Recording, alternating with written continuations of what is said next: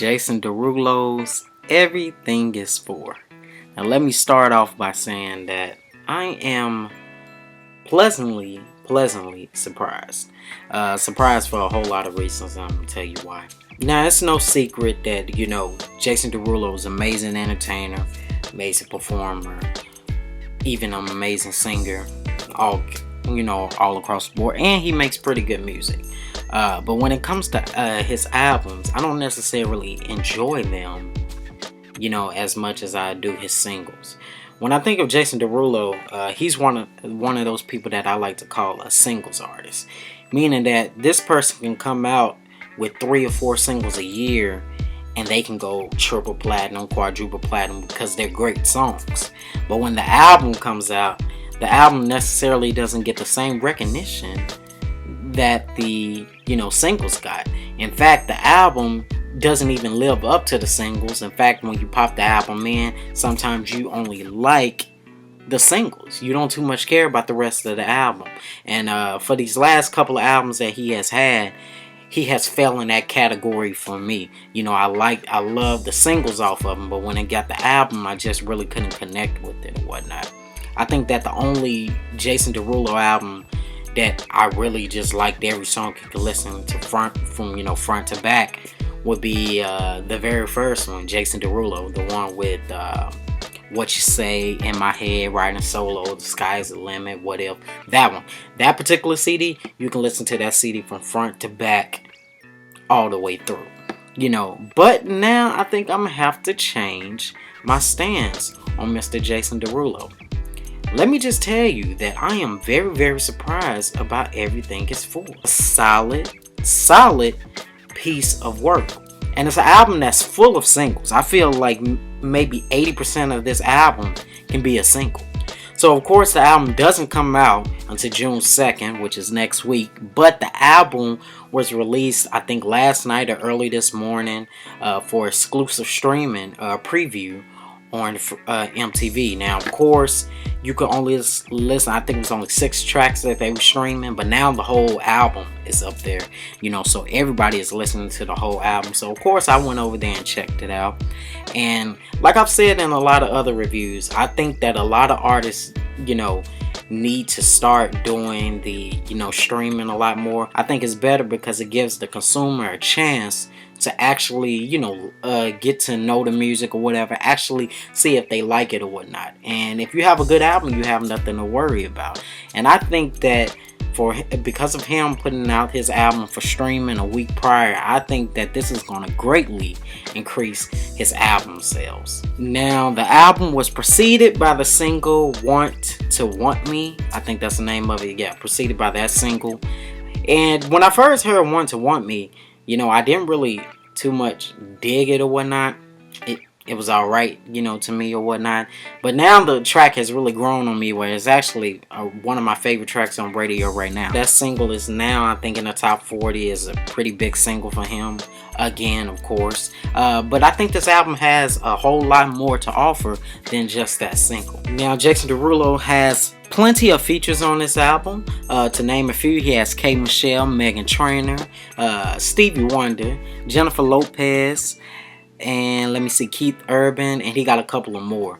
But he has all those features on there, and surprisingly, he didn't have any rap features. And I think that's good too, because even though Jason Derulo is borderline between urban and pop, I think that's what really kind of took away from his last album. The fact that it had a lot of rap features on there, which I don't think nothing is wrong with that, but I just feel like he should have stayed more in his pop realm or whatnot, and actually got vocalists to come in and actually enhance his record or whatnot.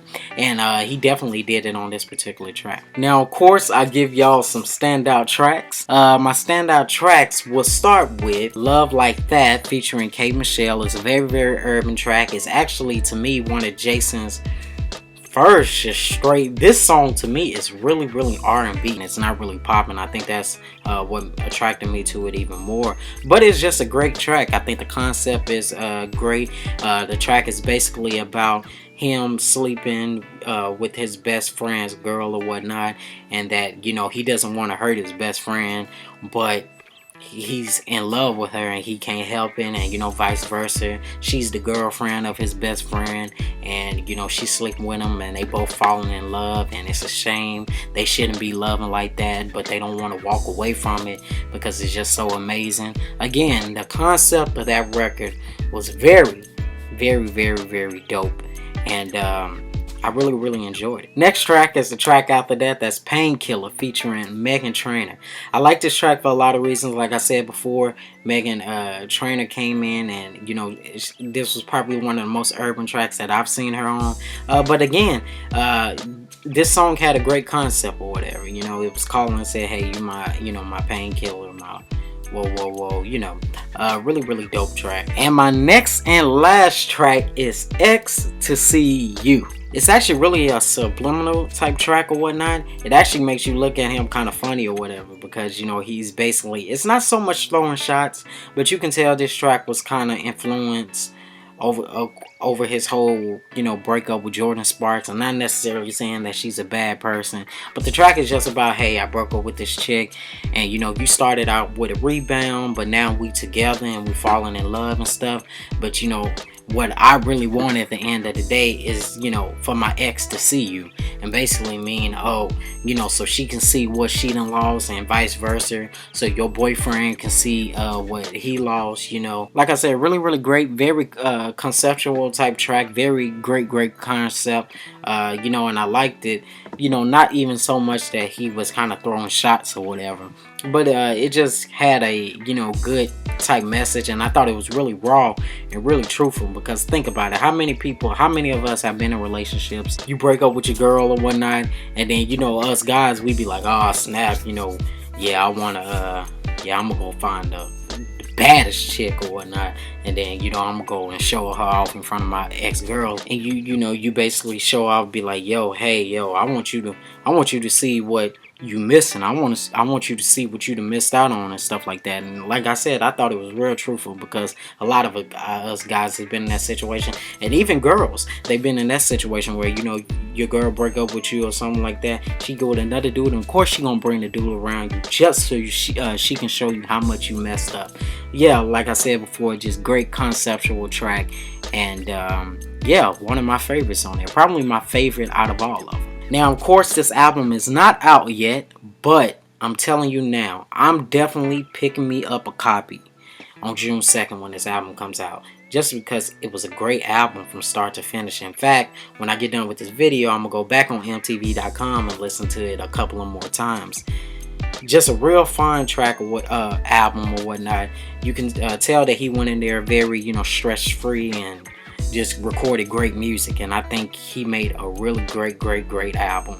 And this really is a step up from Talk Dirty. Talk Dirty, just couldn't do, just didn't do it for me or whatnot. But this album definitely makes up for Talk Dirty, and I actually think that this album is going to do even better than Talk Dirty as far as record sales and all that good stuff. Put in the comments below, have you listened to the album, have you not? I'm going to put the link to go and listen to it on mtv.com below, so go on ahead and go over there to listen to it. If you have, put in the comments below, did you like it, did you not like it, what is your thoughts, what is your favorite tracks? Please put them below and let's talk about it.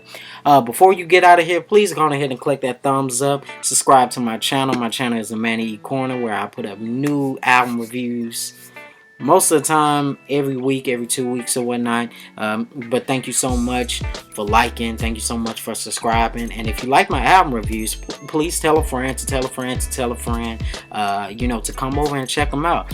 Thank y'all so much. Thank you for everybody who comments. Thank you for all the love and support. I really greatly appreciate it. As always, I'm your boy Manny Ezo. The channel is the Manny E Corner, and I'll see y'all in the next video. Alright, peace, have a blessed week.